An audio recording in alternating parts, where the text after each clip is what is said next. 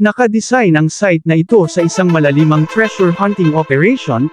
Bago mabuo ang conceptual design, dinaan muna sa brainstorming at thesis template upang masigurado na maganda ang kalalabasan. Ang target na lalim nito ay hindi bababa sa 240 feet depth o 80 metro ang haba pababa, na may stair tunnel ang pagkadesenyo.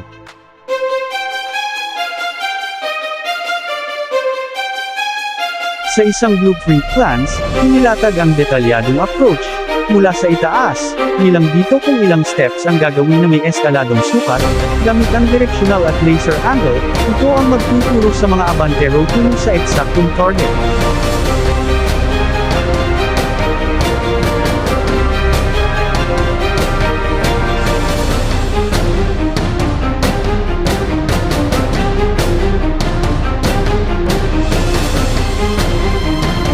Konting background muna kung paano, ang proseso sa paghahanap ng eksaktong location ng object mula sa ground surface.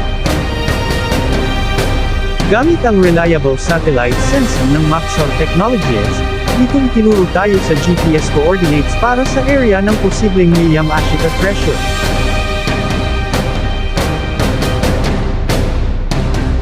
Makailang ulit din natin, mag-ground scan gamit ang geophysics method. Ito natutumbok natin kung gaano kalalim nakatago ang Yamashita treasure na ito. 60 meters mula sa target, mabusising kinuha ang kanyang anggulo, at muli nilapatan ng geophysics scan kung ang mga dadaanan ay safe ba sa mga water traps at malalambot na lupa sa ilalim.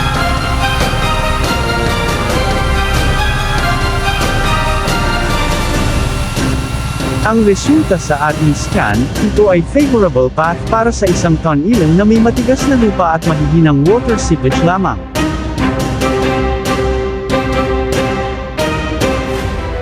Isang mechanical hoisting concept naman ang ating inintroduce, dito mas madali ang pag-akyat ng mga lupa sakay sa isang bagon na may relays.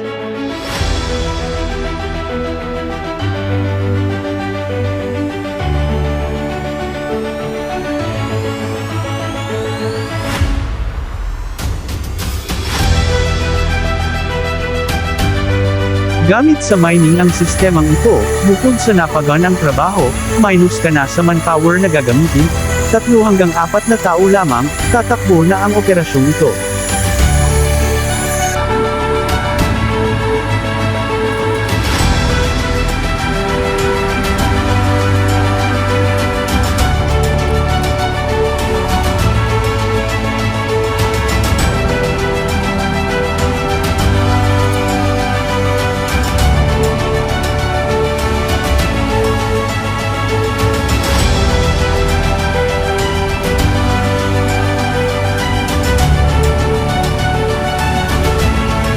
Mabilis, safe at efficient ang sistema, kaya abala na naman ang crew sa paggawa ng relays dahil halos sa loob ng 1 linggo, 6 na metro, na ang nabutas ng mga abantero.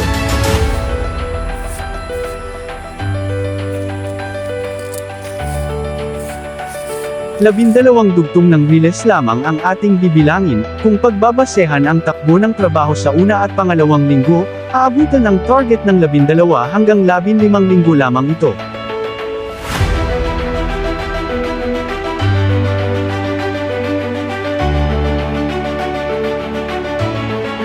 Ang buong setup ng winch, kasali na ang motor at bagon ang ideal na gagastusin ay nasa 35,000 hanggang 40 lamang.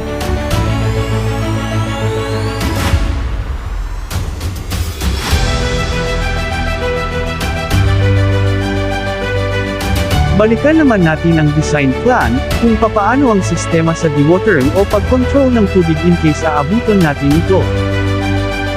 Varies by instruction, ang nakasaad sa plano, sakali may tubig na sa ilalim, kailangan gumawa ng water sumpit dito para makontain ang daloy ng tubig, bago pamundang alloy kasama sa mga baitang ng hagdan. Masarap talaga mag-treasure hunting lalo na kung parang naglalaro ka lamang, ini-enjoy ang bawat araw sa pakikipagsapalaran sa trabahong ito.